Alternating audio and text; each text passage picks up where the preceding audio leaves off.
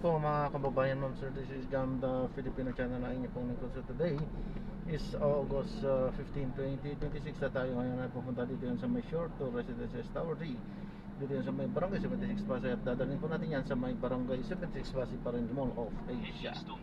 Okay, so magbabalik po tayo mamaya konti po pag nakuha na po natin sila. Disclaimer lamang po ang content po natin ay kalsada at hindi ang passenger. Kaya naman sakasakali man po na may marinig kayo mga pangalan ng lugar, pangalan ng tao, pangalan ng organization sa government o private man yan, ay wala pong kinalaman ng channel nito at wala pong pinapatungkulan. Lahat po ng pinag-usapan dito ay pawang dito lamang po yan sa loob at wala pong pinapatungkulan sa labas. Magbabalik po tayo mamaya konti pag nakuha na po natin sila.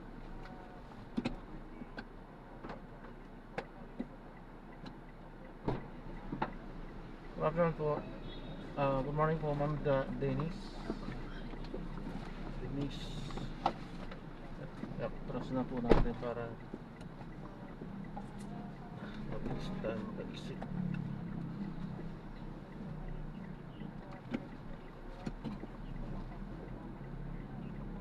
Arriving in 8 minutes at 12:32 p.m. This route is toll-free. In 200 meters, turn right onto Seaside Boulevard. Opo. Yes po.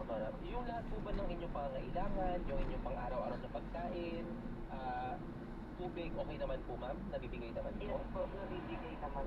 Opo. Marami pong tumutulong. That's very good to hear po. At least nakakatulong no, sa inyong pangungulila.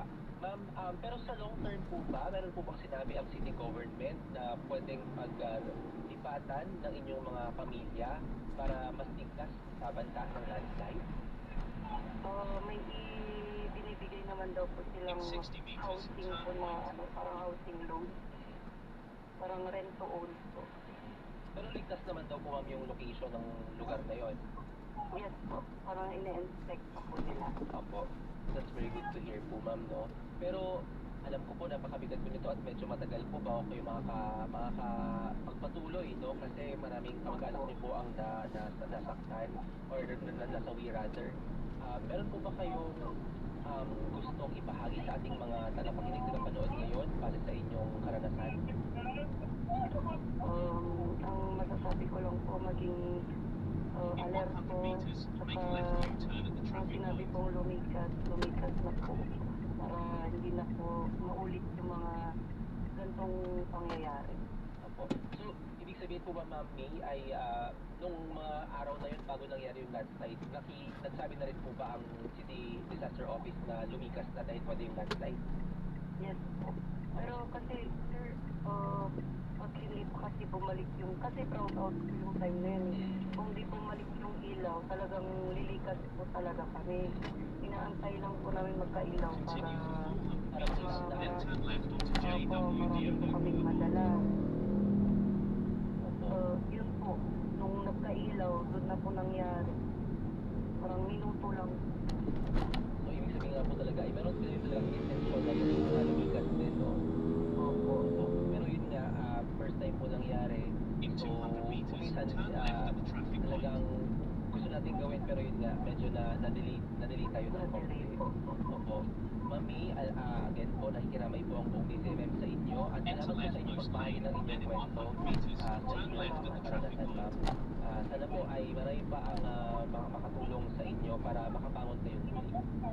Salamat po. Maraming salamat po. Ma'am, may gusto lang po sabihin na uulan po ulit sa mga susunod na araw. Kaya po patuloy po kayo mag-ingat-ingat dyan sa Baguio City. Salamat po. Maraming salamat po. Ingat po kayong lahat. Ayan po si Miss May Soriano, isa po sa mga kamag-anak nung 7 sa 10 nasawi doon sa Barangay Isan Surong sa Baguio City dahil sa pagguho ng lupa. Samantala kung buwan tayo ng gulat mula sa labas ng ating sigilan. Then, in 100 meters, turn right.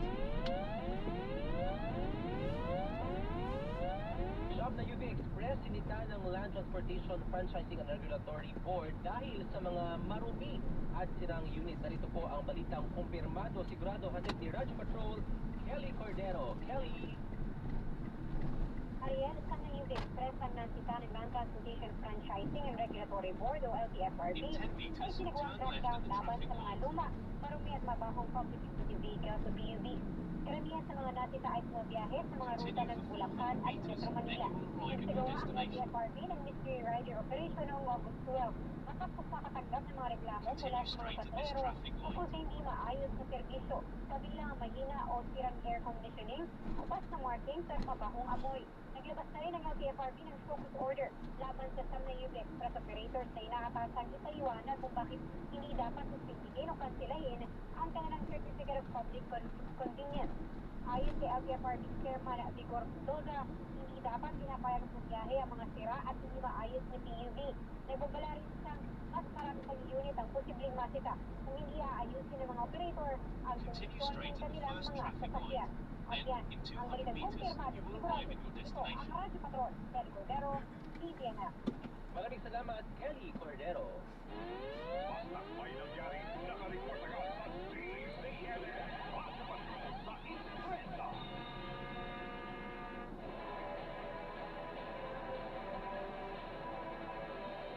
Nagpatuloy po ang ating programang Ligtas Dapat. Ngayon naman po kunin natin ang update mula po sa pinuno mismo ng Baguio City Disaster Office. Nasa linya ng ating telepono si Sir Charles Carame. Magandang tanghali, sir. Welcome sa Ligtas Dapat with Ariel Rojas. Yes, magandang tanghali sa Ariel at sa lahat ng nakikinig at nanonood po. Opo, sir, una-una po muna, kumusta na ang weather dyan sa inyo sa Baguio? Umaaraw na po ba o may mga pagulan pa? Yes, mula parang 1 hour ago, medyo nagpakita na siyaring araw. In 100 Kaya sana meters, you will magtuloy-tuloy po arrive at your sa destination. Opo. Sir, base sa pinakahuling update, 10 yung nasawi dahil sa landslide. Opo, sa Bisan Turong, may 13 lahat yung victims natin at 10 po yung namatay sa Sige po. kanila. Opo. Sir, apart from Isang Surong, may ibang barangay po ba or location sa Baguio na nakapagtala ng landslide? Ito pa. Ito, God bless po.